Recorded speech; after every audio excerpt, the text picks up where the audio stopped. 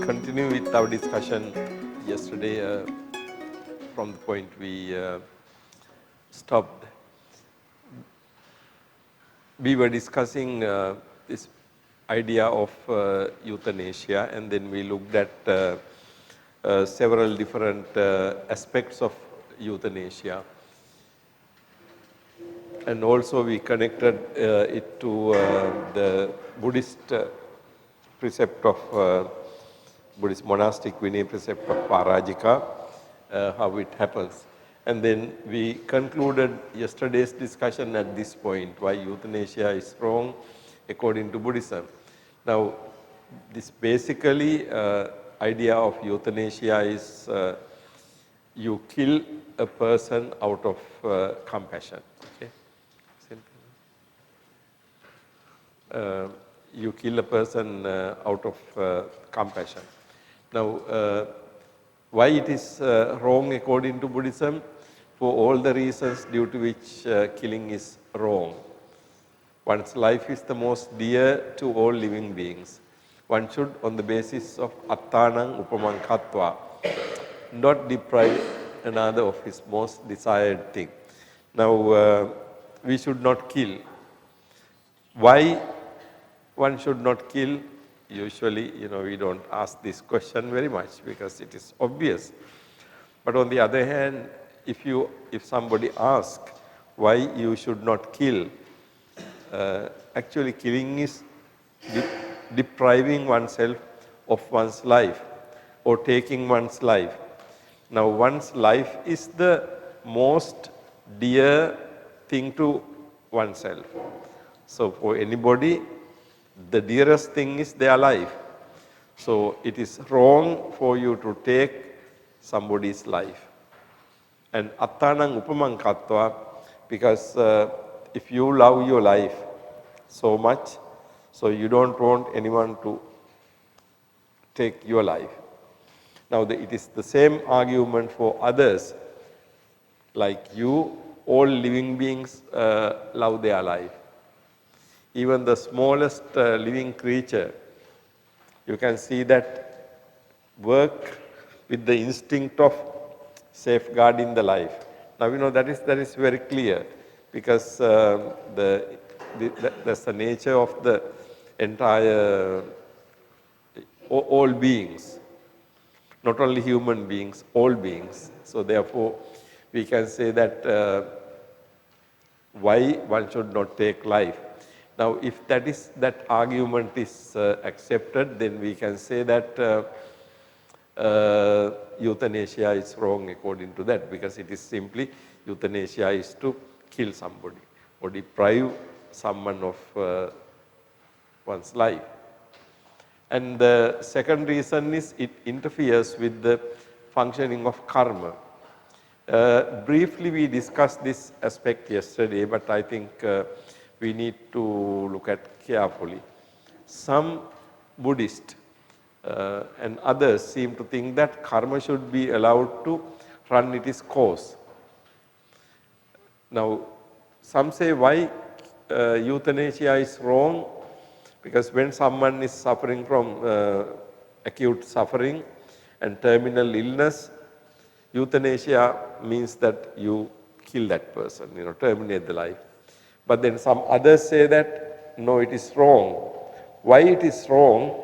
The reason is, if that person is terminally ill because of his or her karma, if you stop life at some point, then you are interfering with karma.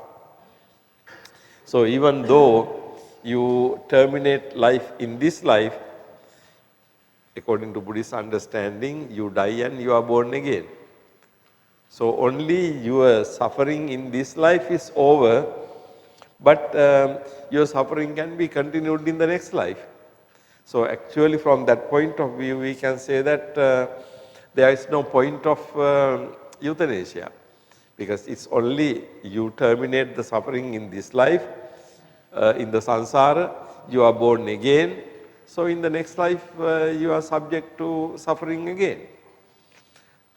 They say that, okay, so therefore, we should allow karma to run its course.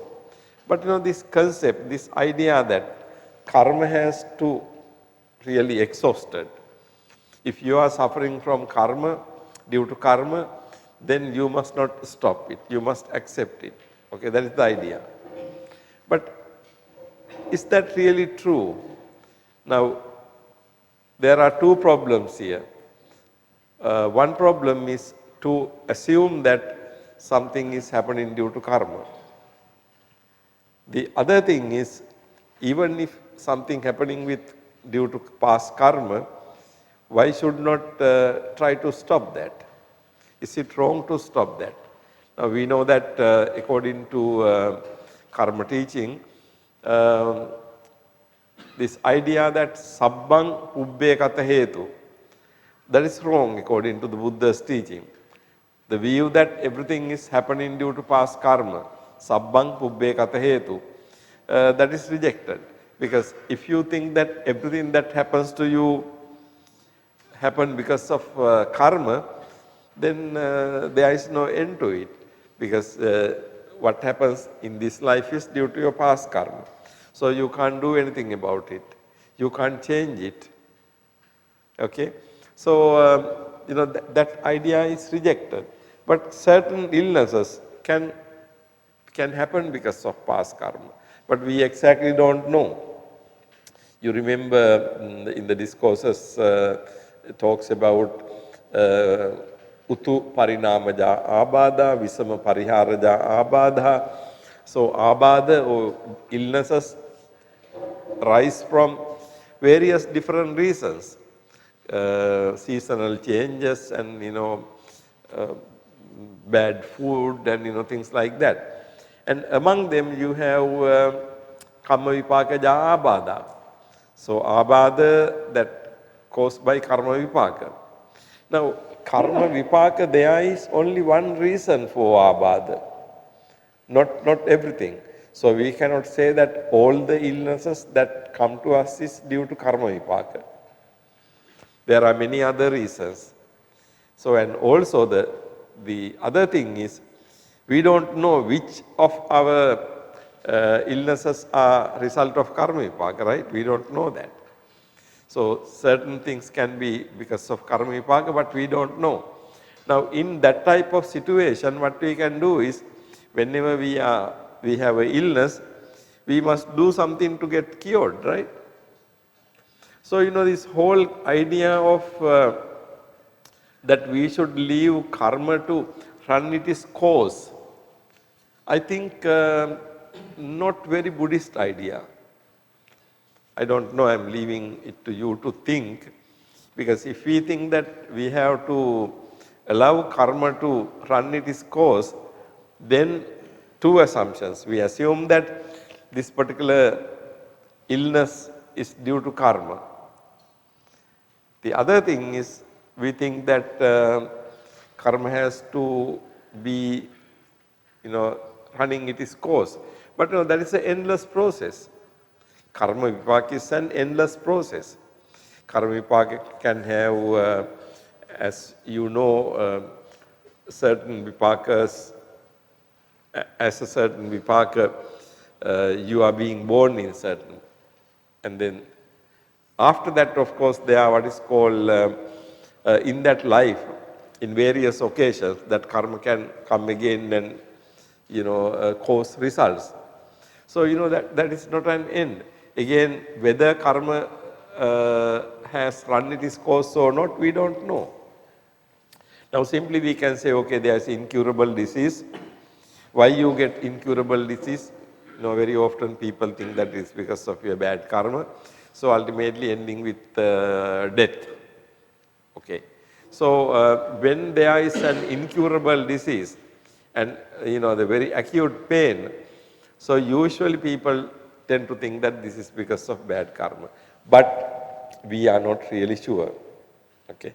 So I think therefore this second idea, karma should be allowed to run its course. Now the question is, but then what is the limit of interference or non-interference with karma? Now if you get a disease due to karma, does that mean that you should not do medicine, take medicine? No. Whether the illness is due to karma or not, we don't know. Whether it is karma or not, we take medicine. We go for surgery. We do other things, right? So it doesn't mean that we allow karma to, okay, this is karma, this illness is because of karma vipaka, so we must not do anything. Now that view is wrong according to Buddhism, right? Because we don't know whether it is karma vipaka.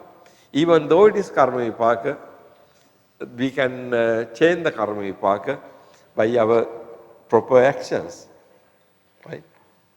So, this whole concept of karma has to be understood very carefully, because karma doesn't mean everything. Karma doesn't mean that everything happens due to karma.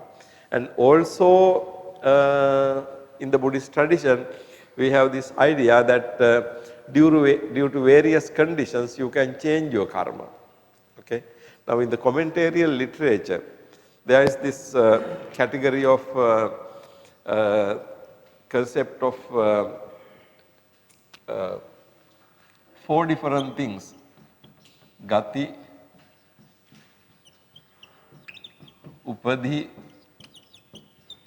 kala, payoga. Now, gati can be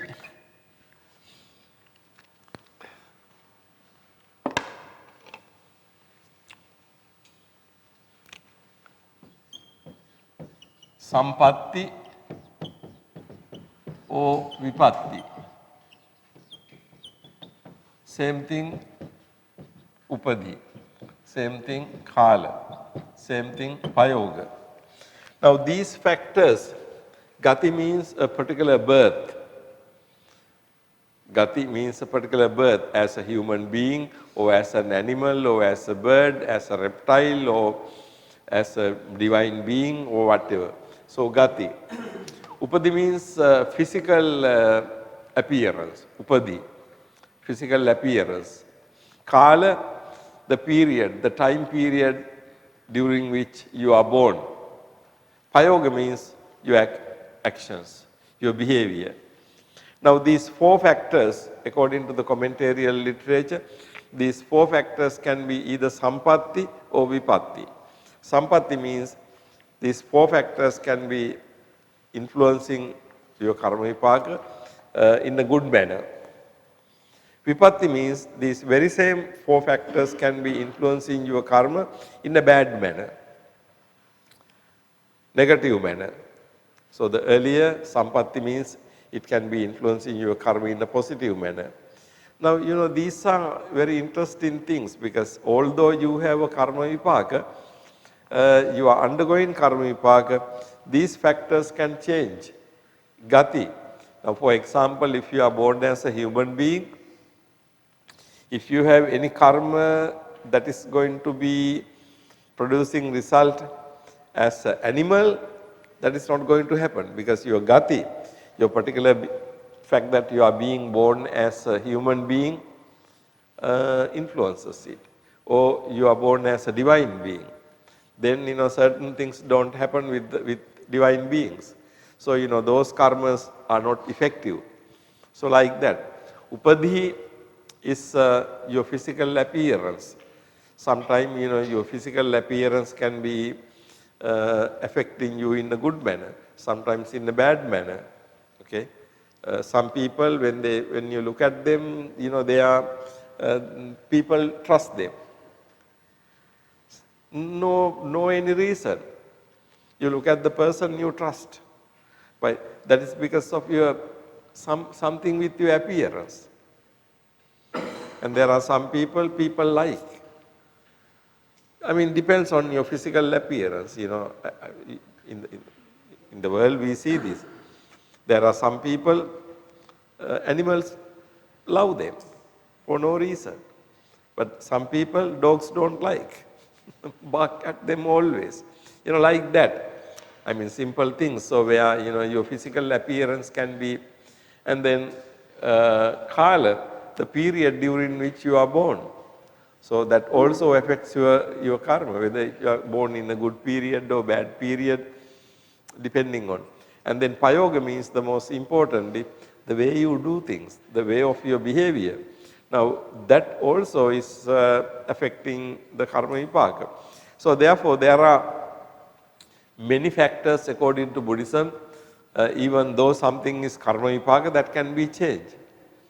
So you cannot say that, simply because even if something is because of bad karma, that you have to let it go like that. No, you can change it. Okay? So the second argument, it interferes with the functioning of karma, is according to my understanding problematic, because it can't interference or non-interference with karma is not very clear. Should one spend off all karma? Is it possible? Actually, whether we can spend off all karma, it's not possible. Now, yesterday morning we discussed Jaina religion. Now, Jainas believe that all karmas have to be exhausted. But then Buddha said that, it is impossible, because, ending your karma means, when you are living, you are anyway producing more karma. So, it will be going endlessly continuing. But in Jaina belief, they believe that 8400,000 births. So, within, you have to really undergo those births. But, any Jaina person will not know how many births he has completed, or how many births are there to be completed. Those things are very uncertain. So the thing is, should one spend off karma? Is it possible? Should not one take medicine to cure an illness? Is everything due to karma? So, the second aspect about euthanasia answer, because some people say that euthanasia is wrong because you are interfering with karma. But I think that reasoning is not very good. Okay? Because interfering with karma is very vague thing, okay, for various reasons. By terminating life, the sick person is deprived of learning from one's pain and suffering, which is to deprive the patient of opportunities of his inner development. Now, this is an interesting thing.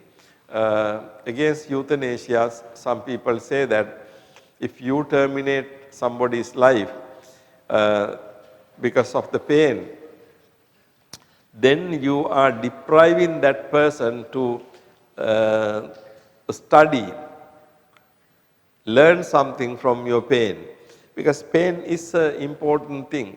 Now in the Satipatthana Sutta, we have Vedananupassana, right? Vedananupassana. So, Sukhang Vedanang Vediyamano, Sukhang Vedanang Vediyamiti Pajanati.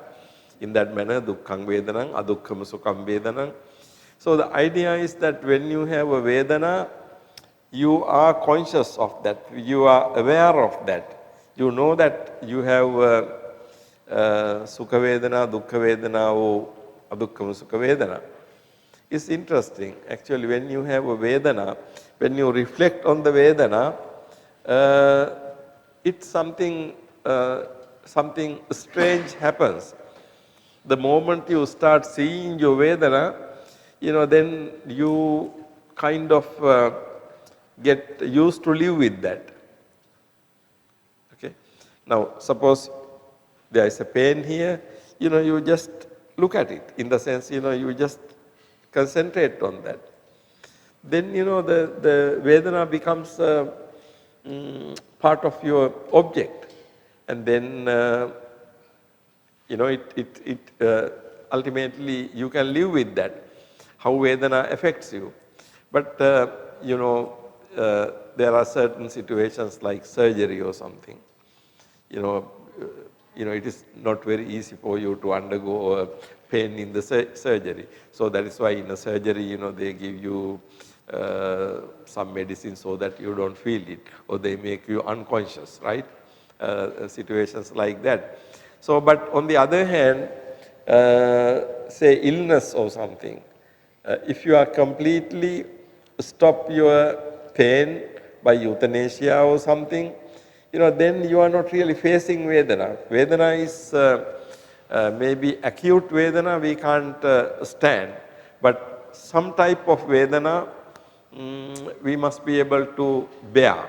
And also by bearing Vedana, we must be able to learn something from, okay, this is the nature of life. Without pain, there will not be life. So, the Vedana becomes really Vedana depending on our attitude. There are a lot of things, if you don't care, it is not a Vedana. But we know that as small children or even adults, we don't like somebody injecting anything. So the injection cylinder is, scary. We don't like it. But, it depends on, how you look at it. Ultimately, if you accept it, if you just see how injection goes, you can accept it. Then, of course, it has no pain or it has less pain. Okay. So this third one, by terminating life, the sick person is deprived of learning from one's pain and suffering, which is to deprive the patient of opportunities for his inner development. So these are some of the reasons we can say why euthanasia is wrong. Now look at this. What about the case in which X removes Y's tube feeding or stop the artificial respiratory machine at Y's request? This is a borderline case between negative euthanasia and assisted suicide. Now, if you look at this case,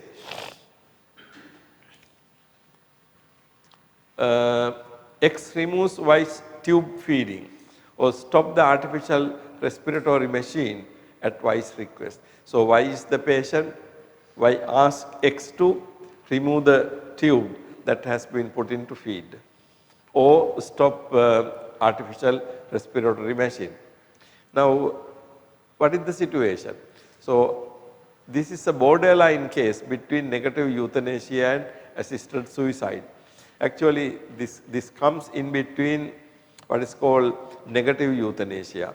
Now, you are not doing something, injecting any lethal some drug or anything, but you simply take away feeding tube or the respiratory machine. Now, in such a situation, what is the position? I mean, like, is the person guilty of euthanasia or not? Number one, it becomes negative euthanasia. NE means negative euthanasia if X had the intention to kill Y, different from X's knowledge that Y will die from this action. And then in Buddhist view, he is guilty of killing. Now, the one situation is, it becomes negative euthanasia if X had the intention to kill Y. Now, the situation is Y asks X to remove the feeding tube. Okay, because Y asks X to remove it, X remove it. But there is a subtle difference between X knows that by removing this feeding tube in the absence of food, gradually the patient will die. He knows it. But does knowing means he has intention? Now, there seems to be a distinction between knowledge and intention. Now, clearly X knows that Y will be dead without food. But can we also say that Y has the intention to kill? X has the intention to kill Y. Do you see the difference between that? Knowledge and intention. Okay. When Y asks X to remove Y's feeding tube, why? Because Y doesn't want to continue with that. And then when X removes it, X knows that without food Y will be dying. Maybe 1 day, 2 day or 3 day or same day he will be dead. But the important thing is if X had intention to kill, then it becomes negative euthanasia. Now, of course, he has knowledge. He knows that. What is the meaning of it? You remove the feeding tube, and then the person will be dead. So he knows it. But did he have the intention to kill? Okay. Now, it becomes negative euthanasia if X had the intention to kill. Okay. When X did that, even though at the request of Y, then we can say if he had the intention to kill, then he is guilty of euthanasia. Now, different from X's knowledge that Y will die from this action. And then in Buddhist view, he is guilty of killing. So, whether the person is guilty of killing or not depends on their intention. So, when Y asks X to remove it, when X removes it, in addition to his knowledge that Y will be dying of this, if he had the intention, then he is guilty of euthanasia, negative. If X did not have the intention to kill Y, but only had the knowledge that his action will cause death, then X is not guilty of killing.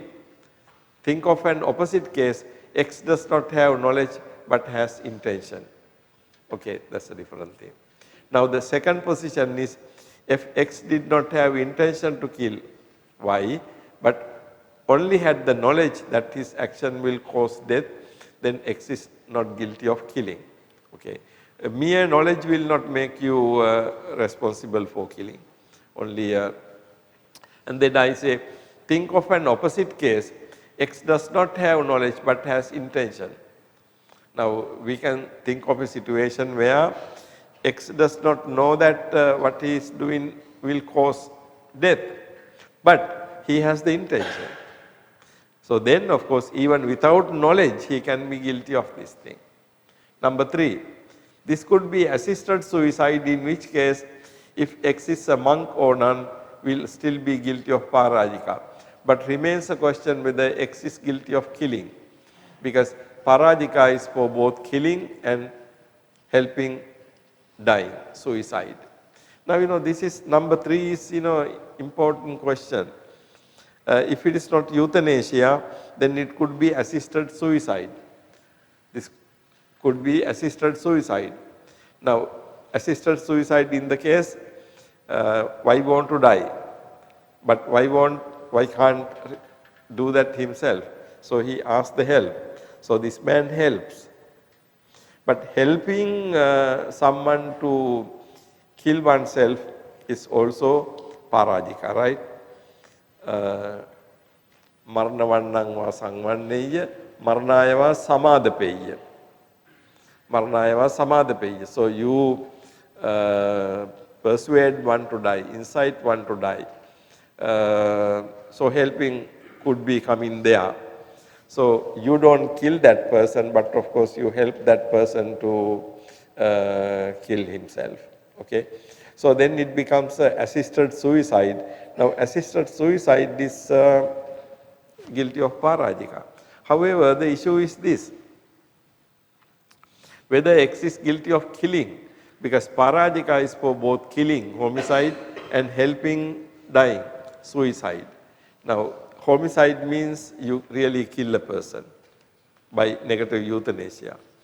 But then suicide means you are not killing the other person, I mean the owner of the life. He is the one who is killing. But then what is your position? If you are a monk or nun, are you guilty of that? Now, even yesterday we had some discussion on this. Suppose you help somebody to die, but you remove the tube. But if that person doesn't die, then of course you are not parajika, right? Because although this, why ask his tube to be removed? You remove the tube, but why doesn't die because of that? Then what you did not cause death. So you didn't have intention. You did not you are not counted as helping suicide. Maybe after 1 or 2 weeks, why dies? because of something else. Tube is removed, but he doesn't die with that, but he can be dead with heart attack or something. Then you are not guilty of killing that person because he did not die as a result of that. This parajika offense, they are really something little bit unclarity. Maranaya samadhapeya, maranavannang sangvanneya, you praise death. But even though you praise death, if the person is not dead, then of course you are not guilty. Okay? So the assisted suicide, you become parajika if the person kills himself. Okay? So that part is also very important. So if you look at this case, extremus vice tube feeding or stop artificial respiratory machine at vice request, now there can be these situations. Okay? So this could be assisted suicide. So if it comes under assisted suicide, then we have to conclude that person is going to be guilty of killing a person. So if it is a monk or nun, then of course guilty of parajika. Okay, there are certain other issues for us to think. Should the life be maintained at any cost? In particular, in a situation where there is limited resources, where such resources may be used for curable patients, should the life be maintained by machinery be continued? Should the life maintained by machinery be continued? Now, this question. Now, one question we can ask is, should a life be maintained at any cost? Now, even my yesterday's discussion, I told you, because of the technological and medical developments in the world today, I mean, we can maintain somebody's life on the bed for practically any number of days, with the help of machinery.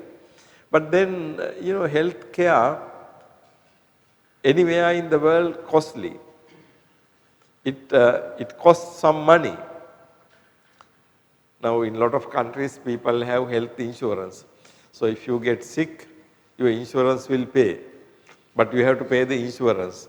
Now, if you don't have insurance, particularly in countries like European countries or United States, you will be in an extremely difficult situation because medical health care cost is very high. If you have to pay your own pocket, then it will be really, really very difficult thing to do because many people in those countries die because they don't have health insurance. I think the situation in some other countries is different. For example, in a country like Sri Lanka, healthcare is completely free, so you don't have to spend money. Now, but that is not the case with many countries. So, so the situation is there is an economic problem here. You are maintaining a life by feeding, by machine. So this person is, we say, technically alive in the hospital on the bed. The problem is, should we continue to do that? There are two issues. One is economic issue, because health care is very important. And particularly if the health care is limited health care, then what about other people? There can be other people who are curable. So should you continue to preserve the life of this person, or should you take the machine to another person whose life can be saved? Now, say if you have health insurance, if your insurance pays your health bill, then we can say in that sense, okay, you can carry on. But in a situation where healthcare facility is limited, although now if you take the country like Sri Lanka, healthcare is free, but the facilities are limited. So the doctors will have to make decisions practically every day. Now, for example, there is a very old man is being putting in the machine. in a situation where a younger person comes, what the doctor does, he just remove that machine and put into the younger person.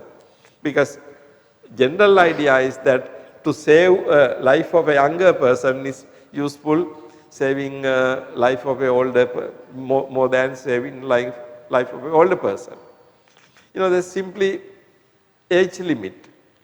So in a limited facility situation, what should we do? Can we really carry on simply for the sake of life? So should the life be maintained at any cost? Okay. Particularly it becomes an acute problem when the resources are limited. In the limited resources situation, you really have to make choices. To whom should we allocate resources? Then people have, doctors have criteria like age limit and also the possibilities of spending a fruitful life. So if it is a very old person, not much chances of life, they will use those facilities on a younger person. Now what is the situation? So in a situation where there is limited resources, where such resources may be used for curable patients, should a life maintained by machinery be continued? What should we do then? Here there is a practical problem. In such a situation, what should we do? Now there, interesting thing is, if you look at basically the Buddhist attitude to life and death, human life is an extremely rare and it is precious to one who has it. Hence one should have only minimum interference with another's life. That's understood. While it is not right to willfully terminate an already existing life, it is equally improper to prolong a life with unnatural and artificial means just for the sake of existence. Now read that last paragraph again carefully. When we look at the Buddhist attitude to life, I think the Buddhist attitude to life is that two things. You must not terminate already existing life. Life is already there. You must not stop that, terminate that. That is one aspect. On the other hand, you must not prolong life by unnecessary artificial machinery. I mean, if the person can, suppose if you have to breathe in your whole life with a machine on the bed, what is the use of that life? As I said earlier, it can be a very expensive thing to have this machine. So the economic problem is also there. But apart from that, what is the attitude to life? Because that life is worthless. That life is worthless to the owner of that life and also to the other people. So simply because that person is living. Now, we saw yesterday that situation arises only today because of the development of medical science. With artificial machine, you can keep a person alive for any number of months or even years. But some time ago, this wouldn't have happened. Person is simply dead, so no problem. But today, on the one hand, with the help of machinery, you can keep alive, throbbing, with the help of a machine. Why should we do that? So, I think the solution is you look at the Buddhist attitude to life. So, Buddhist attitude to life is either, I mean, on the one hand, you must not terminate or kill a person who is living. On the other hand, you must not prolong a life with artificial machinery and things, a life, useless life. Now, you may think, what about the taking medicine? Actually, taking medicine is a different thing. You take medicine and there is a possibility of recovering, and after recovery, you can function as a normal person. But when you have a human body on the bed, lying on the bed without any functioning, Should you maintain that kind of life? I think the answer is basically if you look at the Buddhist attitude to life and death. Now, Buddha doesn't, Buddhism is not opposed to taking medicine, all the precautions, everything. We must preserve the life. But when it has to come to an end, you must also know the time to let go. Because you try to hold on to life at any cost. That may be not Buddhist. Sometimes, people, parents, elderly people say, no, don't spend money for my illness. That's useless. I have lived my life. So just don't do those things. I mean, people say that. People make that decision about their life. Don't do this surgery. Don't spend this money. Don't, simply because they think that that is unnecessary thing. So it depends on the overall attitude to life. How do you see life and death? In other words, death which has not come to you, you must not, drag it to yourself, because death has not come to you. But on the other hand, death that has come to you, you must not really escape, something like that. So it doesn't mean that you must not take medicine or precautions or anything, but it is your attitude. When you are 80, 90, lived a life, to maintain life artificially is the problem. But if it is no artificial means, if you are naturally living, then of course, okay.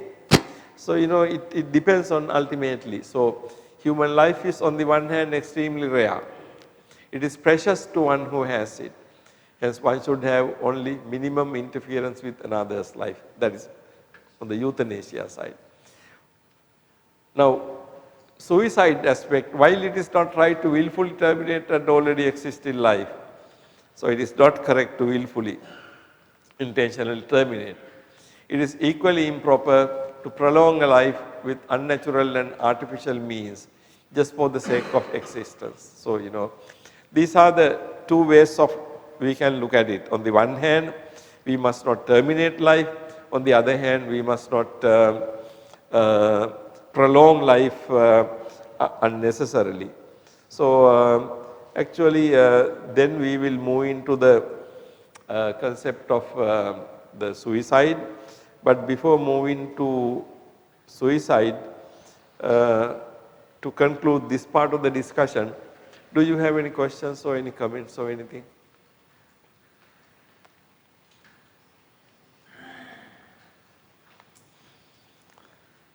Any agreement or disagreements?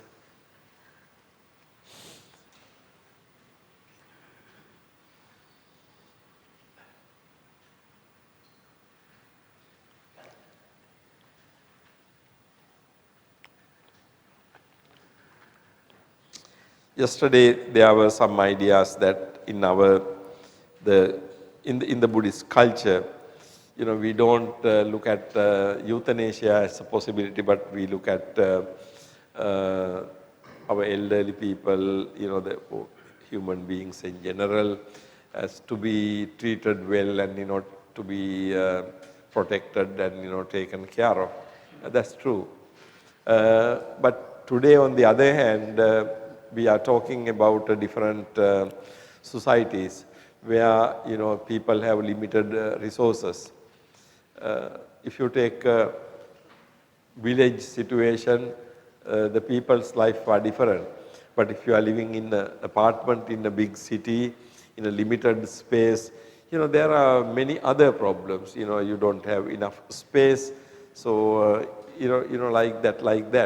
So those things with the urbanization, industrialization, these questions have come up more acutely. In the traditional societies, the parents are taken care of by children. But today what has happened is, many of the people's children, parents are living in this country, children are in some other country. One sun is in one country, another sun is in another country. So, the world has changed.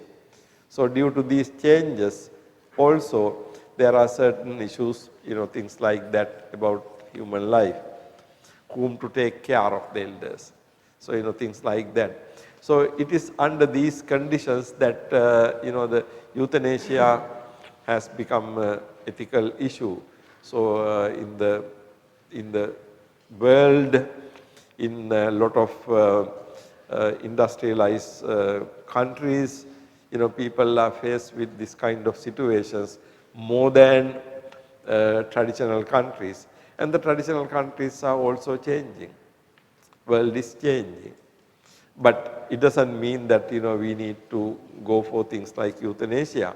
But what I am saying is, due to these changes, different situations arise, okay. Anyhow, now euthanasia is an issue, we can say Buddha has not said anything directly, okay. Buddha has not said anything directly. Where euthanasia as an issue like this was not existing during the time of the Buddha. But today, it is very important for you to think about these questions. The studying Buddhism means, the studying Buddhism in the modern world means we need to see whether Buddhism can provide some answers to these modern problems, okay. So, it is important for you to be able to view these things from Buddhist point of view. Okay, we will move into next issue. Associated with euthanasia is suicide. Now, in my earlier, the discussion on euthanasia, we saw that in the related to first Parajika, we saw that it involves both euthanasia and assisted suicide, right? So, assisted suicide also is Parajika according to the Vinaya rule. However, this suicide, if you take suicide, committing suicide, killing oneself, it is very interesting what does Buddhism say about it. Particularly in the Buddhist literature, discourses, we know that there are several cases of suicide. Like one very well known case is Venerable Godhika. Venerable Godhika. So, he committed suicide. So,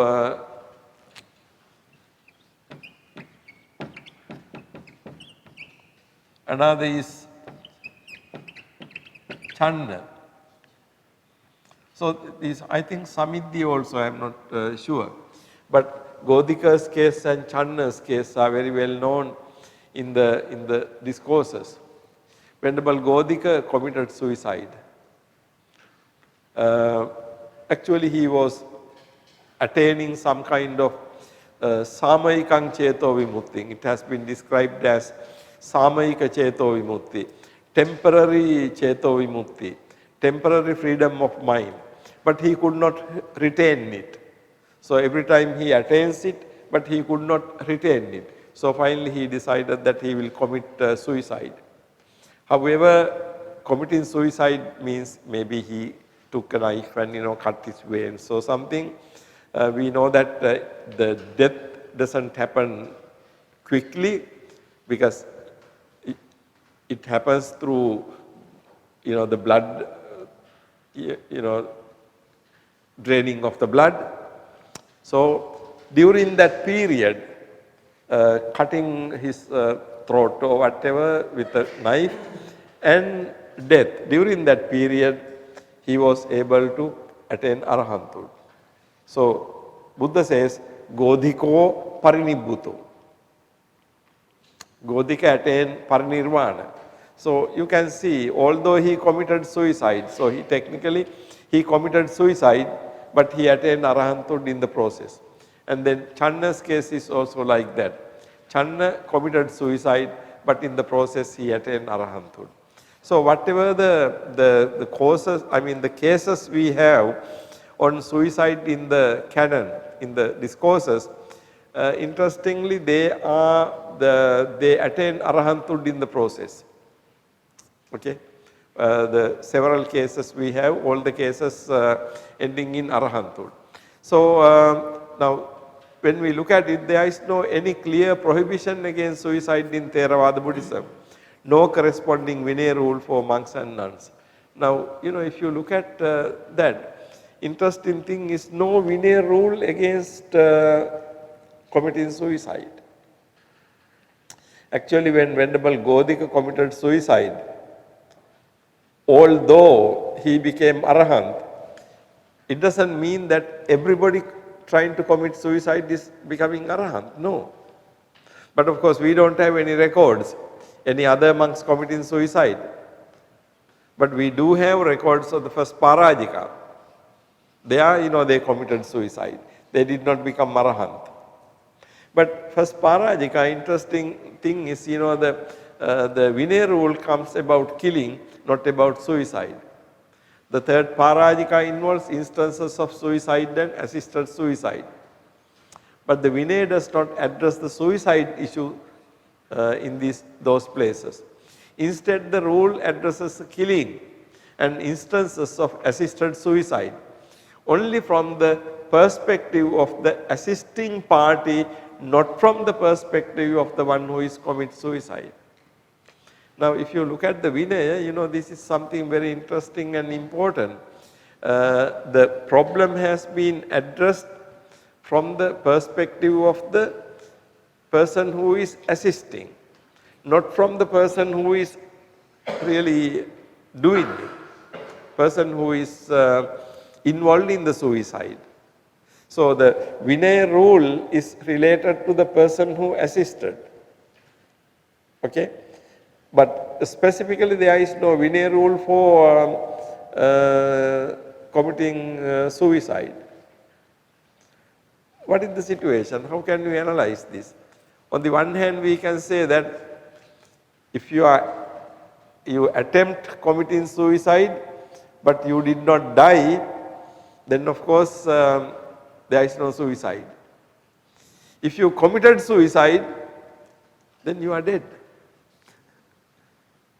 I mean, there is no way to find somebody guilty in that sense, because the person is dead. So either you are alive, in which case there is no suicide, or you are dead. In that case, of course, there is no one left to have talk about the Vinaya rule, or I mean, there is no guilty person left in that sense. But it's important question to think why Buddha did not really come up with the rule, because the first Parajika, the rule is killing is wrong. But what about those monks who asked Migalandika to kill themselves? Right? Migalandika did not kill them out of his own will. He did that, Migalandika did that because the monks asked him to, they asked this person to kill them. Okay? Now, nothing is said about the monks who asked him to kill them. But the Vinaya rule is concerned with the killing. So therefore, Migalandika is, of course, he is the Adhikammika, so he is not guilty, but of course, killing is the issue there. But what about the committing suicide? So, it's interesting, there is no particular rule. Now look at the third paragraph. It is the same with the monk who cast himself off a cliff of Vulture's Peak mountain to commit suicide and accidentally and unintentionally killed a man but failed in his attempt. The rule to prohibit casting off oneself, na bhikkave attanam patetabang, not on suicide. Now this is very interesting. There is a story of a monk who wanted to commit suicide. He jumped off the cliff. But then when he jumped off the cliff, he landed on a man below who was doing something. Unfortunately, that man died, but not this monk. So his attempt to commit suicide was a failure. So he did not die, he survived, only that man died. At that occasion, Buddha said, Na bhikkhave attanang pate tabbang. So if you look at the precept, Na bhikkhave attanang pate tabbang. Patati pateti. You know the difference, right? Patati means fall down. Pateti means you cause something to fall down. Right? Patati pateti. So here the Buddha says, Na bhikkhave attanang pate tabbang. So one should not make oneself fall. So this is the rule. Now the later Theravada tradition, however, interprets this rule to mean suicide. Milinda Pancha interprets the rule in this manner. The Vinaya commentary does the same. Peter Harvey summarizes the Vinaya position in the following 5 points. Okay. Now interesting thing is, if you look at the later Vinaya commentary and also Milinda Pancha, this Attanang Pate Tabbang has been interpreted as one should not kill oneself. But if you look at the story is about a monk causing himself to fall or jumping off. Then with this thing Buddha says, don't make yourself falling off. Don't cast off yourself. Na bhikkhave attanam pate tabbang. But the context is the context of suicide. But the Vinaya rule is simply don't cast yourself off. Now, when we take it that way, not only from a mountain, even from a tree or any building or anything, you should not. But casting off oneself from a building or from mountain is only one way to commit suicide. There are many other ways to commit suicide. Actually, we think that, in a way we think that Buddha should have, if committing suicide is wrong, Buddha should have had a clear rule. Don't commit suicide. Don't kill yourself. But we don't have something like that. What we have is Na bhikkhave attanang pate tabbang. And however, in the later Buddhist tradition, Theravada tradition, the Vinaya Pitaka commentary and also Milinda Pancha interprets the rule in this manner. So according to Vinaya commentary, of course, Na bhikkhave attanam pate tabbam means you should not kill yourself. Okay. Now, according to Peter Harvey, number one, here not only is oneself not to be cast off, also by whatever other means, even by stopping eating, one is not to be killed. Whoever is ill and when there is medicine and attendance, desires to die and interrupt his food, this is wrongdoing, surely. Now actually, that has been mentioned in the Vinaya, not only casting off, but even if you stop eating in order to die, that also is wrong. Whatever other means, stopping eating, one is not to be killed. Whoever is ill, and when there is medicine and attendance, desires to die and interrupt his food, this is wrongdoing. So it is really a pachitya, because if you are sick, but you have medicine, you have attendance, then you can't not take medicine. You have to take medicine, because you must try to save your life. So you can't simply commit suicide if there is medicine, and also if there are attendants, then you can't really refrain from taking medicine. So if you desire to die, even if there is medicine and the attendance, then of course it is wrong. But look at the number 2. But of whom there is a great illness, long lasting, and the attending monks are wearied,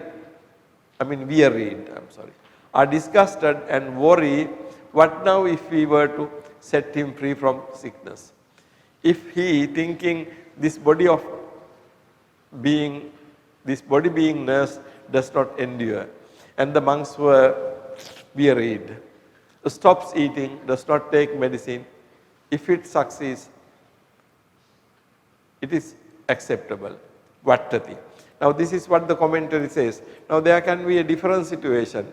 A person is sick, ill, and this illness goes for a long time. There are attending monks or nuns. They have been taking care of this monk for a long time. Now they are also tired, right?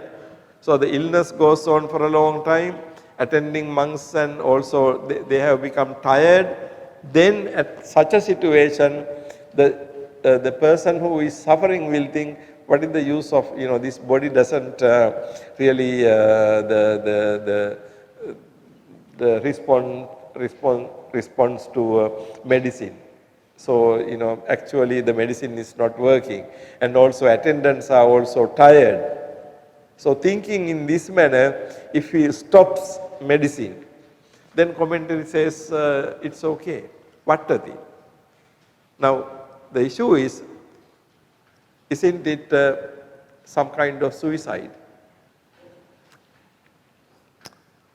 Technically speaking, you can see that it is suicide, right? Because you stop taking medicine and you stop eating and other things, so gradually you die. So you are committing suicide really.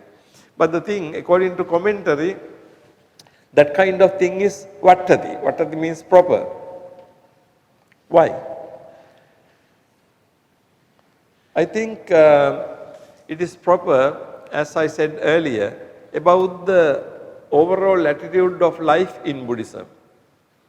According to Buddhism, you must not maintain this life unnecessarily.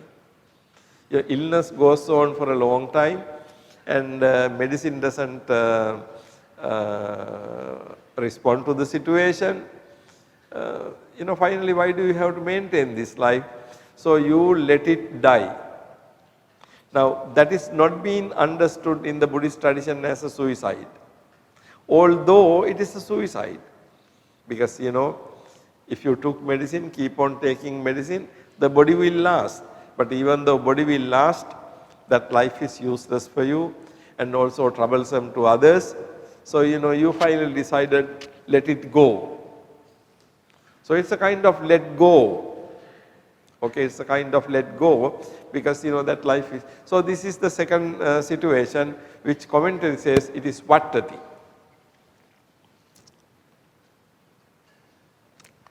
Number 3, who thinking this illness is intense, the life activities do not persist, and this special meditative attainment, Visesadigamo, of mind is seen as, if I can put my hand on it. So he stops eating, it is acceptable surely. Now another situation, this kind of stopping medicine is acceptable. Now again, this person is ill for a long time, but so the life activities do not persist. It's very difficult. This special meditative attainment of mind is seen as if I can put my hand on it. But he has achieved Visesa Adhigama, a special Adhigama, realization. He feels that I can put my hand on it. It's so close to me now. I have achieved it. So thinking that he stops eating, because he would rather achieve this meditative attainment than eating and prolonging life. Anyway, he says this is useless because illness is intense. So severe illness, but he has meditative attainment, almost he get it. So what he thinks is, rather than my illness, I will concentrate on the meditation.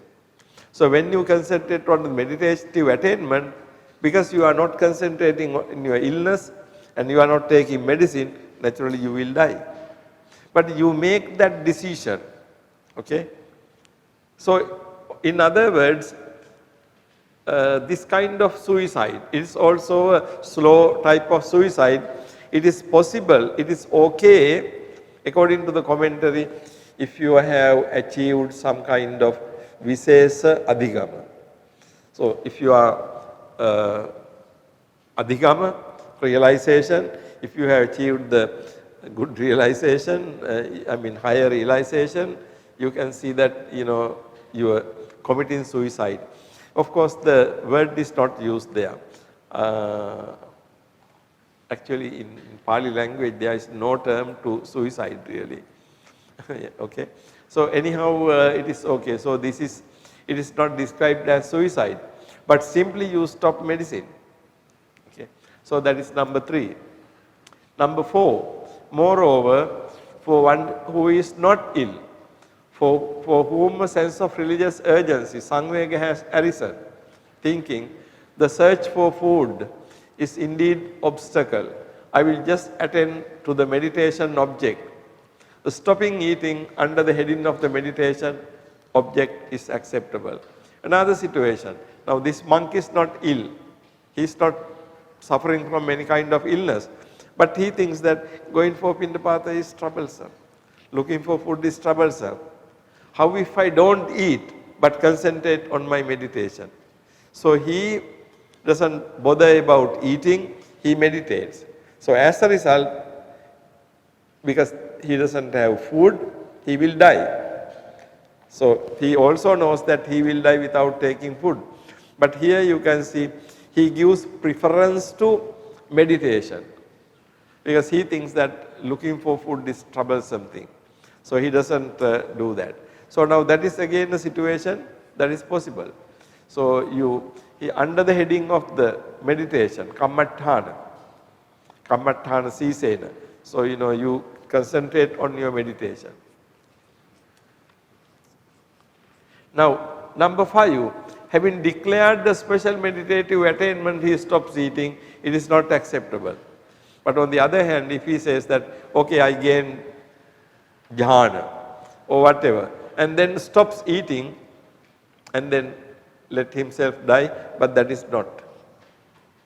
You see, out of these 5 situations, there are 3 situations that are acceptable. One is long lasting illness, your attendants are also tired, no point continuing that life, then you can terminate the life. And then the other situation was, if you have a Visesadhigama, again you have a long lasting illness, okay? But then you have achieved this Visesadhigama, a special realization, and just to keep that, you let your life go. That's also acceptable. And then number 4 is, you are not ill, you are not suffering from any kind of illness, but simply thinking that looking for food is hard, I would rather meditate without eating. So he just give up eating for meditation, that's acceptable. So these are the 3 acceptable situations where it is acceptable that you can let your life go. Last situation is not acceptable if you say that I have got this special attainment, so I will not eat and I will die, but that is not acceptable because if you are not ill. So out of the 5 situations, 3 situations your letting go is acceptable, 2 situations involve you are seriously ill.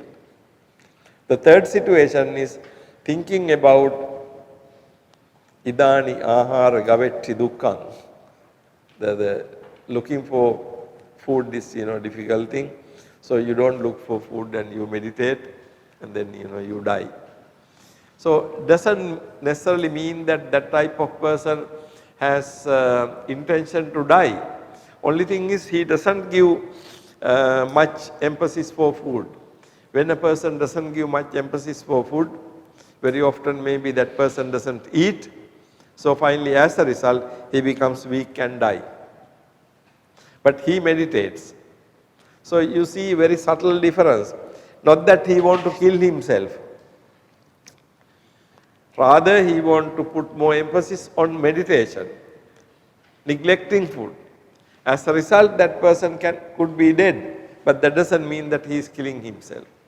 Other two situations, the person is really sick, long lasting sickness, so one case you are doing that out of compassion for the attendant monks and also taking the situation of the life into consideration. The other situation you are doing it because you have achieved some special thing. So these are very interesting 5 situations talking about.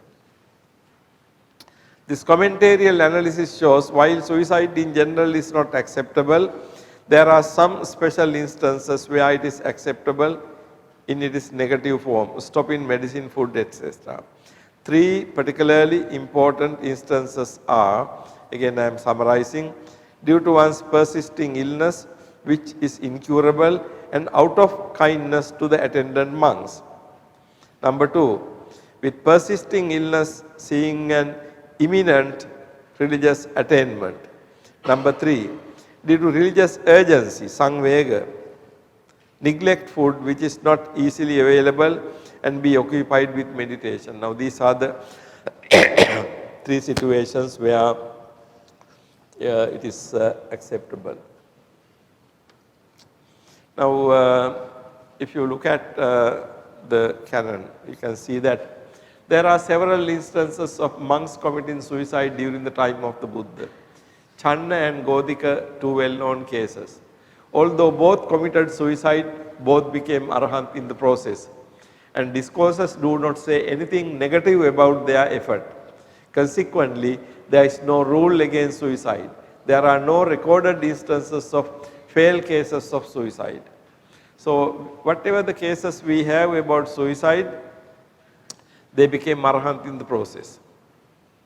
We don't have cases of suicide, only apart from that, the monk casting himself off from the mountain. We don't have any other cases of failed suicide. Okay, we have only one cases of failed suicide, but in that Buddha did not come up with a rule against suicide. Buddha said that na bhikkave attanam patetabbai. That was the idea. Now there is another important thing, self-sacrifice in Buddhism. Actually, this is a very important idea. I will discuss today, we don't have time, but further, but let me just go through it quickly. There are instances in the Jataka stories and also in the Mahayana literature in which the Bodhisattva and some other individuals sacrificing themselves, their life, for a greater cause. Now, Sasa Jataka in the Jataka and Vyagri Jataka in the Jataka Mala are examples of the Bodhisattva sacrificing his life for the sake of others. So, this idea of self-sacrifice. Now, someone can ask whether it is a suicide or not. The Buddhist concept of paramita, perfections, has the concept of self-sacrifice imbibed into it as the greatest degree of perfection, paramatha paramita. Altruism in the highest sense seems approved in Buddhism. However, discourses such as Ambalattika Rahulawada Sutta Majjhima Nikaya seem to place both oneself and the other on par in ethical considerations. Judging by the overall Buddhist attitude to life and death, it appears that suicide is not approved or encouraged in Buddhism. If assisting someone to commit suicide is wrong, as mentioned above, suicide itself cannot be right. But this general rule seems to have exceptions. So basically what we see is, if assisting suicide is wrong, by assisting suicide a bhikkhu becomes parajika or bhikkhuni becomes parajika, then suicide can't be right? Because assisting becomes wrong because act itself is wrong. So my argument is, even though it is not stated clearly, suicide is wrong according to Buddhism. However, in the next discussion I would like to discuss this problem of self-sacrifice in Buddhism. Okay. All right, I will wind up my discussion for this morning with this, and do you have any questions or comments or anything?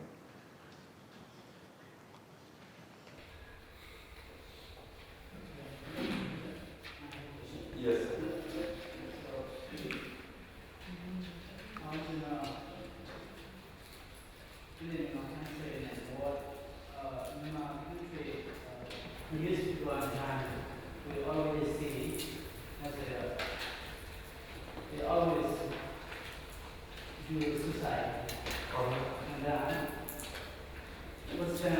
Western countries come of age, they always do suicide. So some people they have they have complete they have complete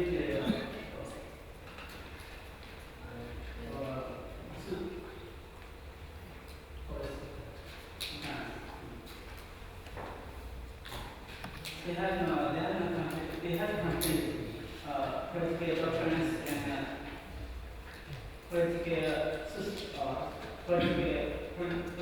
political community. And so they always trying to suicide, to mass killing. They always do suicide to kill, suicide. And other people they ask to Allah to kill. So country leaders and country religion leaders, how can try, how can do Stop that. Yeah. Okay. Yeah, Reverend, thank you. In fact, the question is about, the question is on committing suicide. In fact, all over the world, this is a problem. Yesterday we were discussing, and then the participants mentioned about Korea, and they say that every 43 minutes somebody is committing suicide. So in that country, every 43 minutes. So that means daily. So the various reasons like competition in the life, psychological problems, poverty, lack of money, and so economic problems, psychological problems, and the stress, all these things ultimately causing people to commit suicide. Actually, it is important from a Buddhist point of view, as I said here, although there is directly no rule against committing suicide, if somebody helps someone to commit suicide, that is wrong. So if so, committing suicide is also wrong according to Buddhism. Okay. Now what we can do is actually religious leaders and Buddhist, the monks and nuns can do it.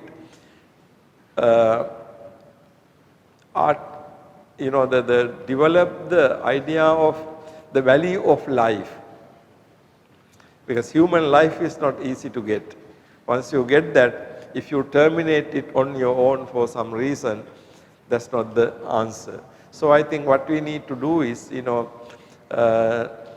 look at the attitude of life and death according to Buddhism, and then develop that idea, and then spread that into the society, because suicide is not a good situation. Not only Western countries, like at some point I remember Sri Lanka had the very high rate of suicide. Again, young people commit suicide for love affairs, and but some people, particularly in the very competitive countries like Japan, Korea, the competition is so much, so people can't bear it, so they commit suicide. But anyhow, ultimately the Buddhist answer will be to show the value of life on the one hand.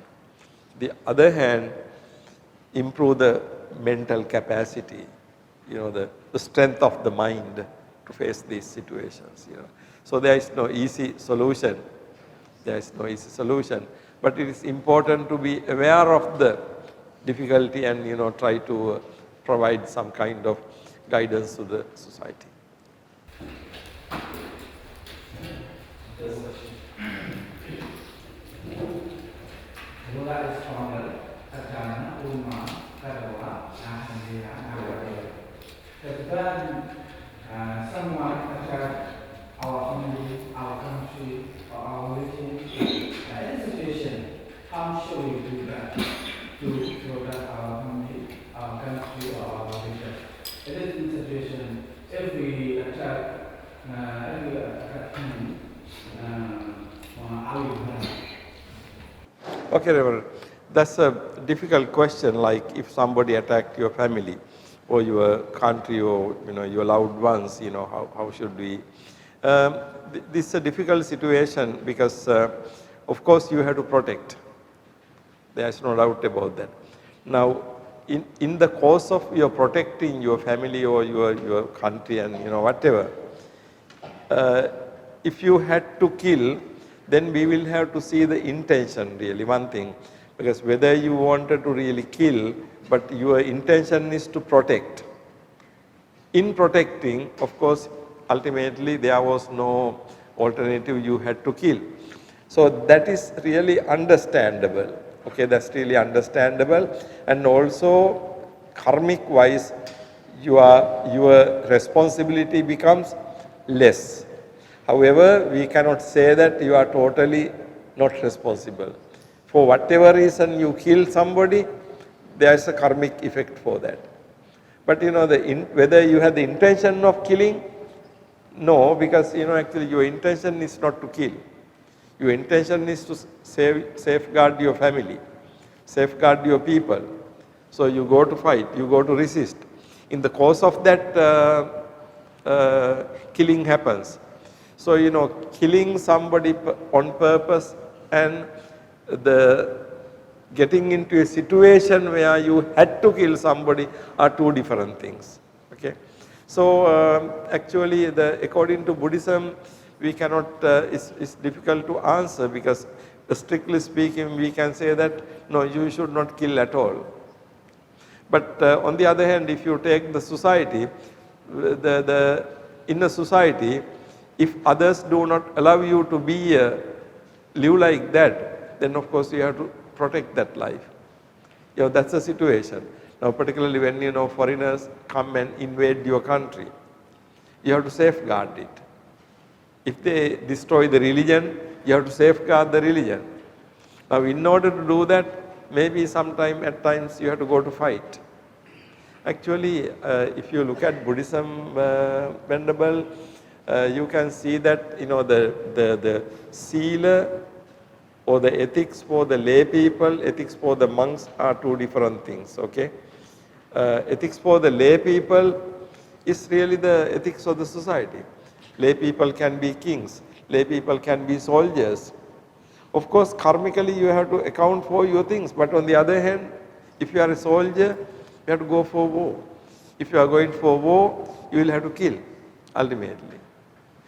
But on the one hand, Buddhism doesn't say simply because you are a government soldier, you kill, so no problem. No. Still you have a karmic effect. But on the other hand, some people have to take that. Otherwise, the whole thing will be destroyed. So, it is a compromise between the two, Reverend.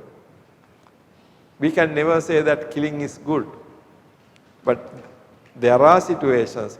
Now, if actually Buddhists are invading some place, some country and killing, that is not right.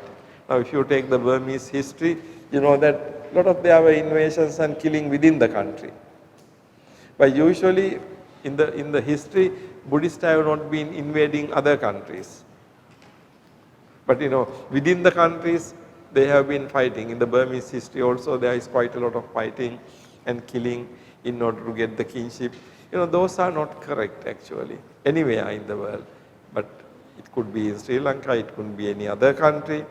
But if you have to protect your own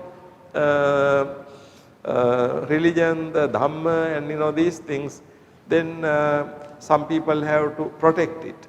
Protecting means you are resisting. Resisting means you will have to fight. So, the living in this world ultimately, if people are forcing you to do those things, you can't help. So, it depends on. So samsara is not very good, that is why ultimately. So within the samsara, if you are in the samsara, then you will have to do certain things, that are not really strictly correct, okay.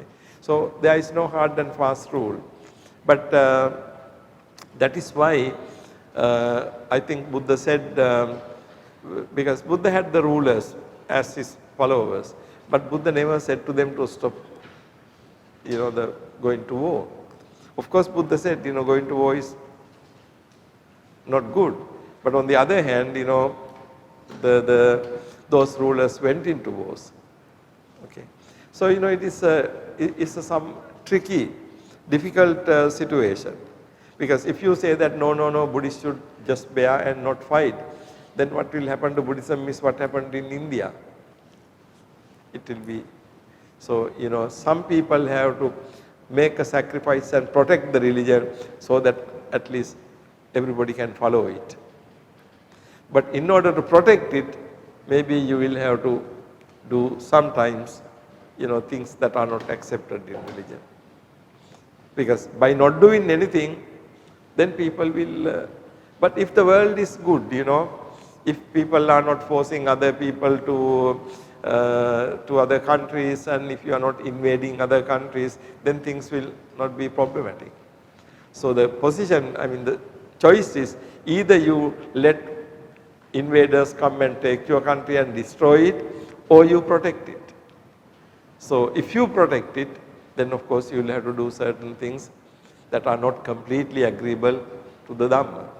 But by doing things that are not completely agreeable to the Dhamma, you are at least providing opportunities for other people to follow the Dhamma. That's how I will see that. Okay, I think we will wind up from this. So afternoon session we will be talking about continuing world religion. So thank you very much for participating.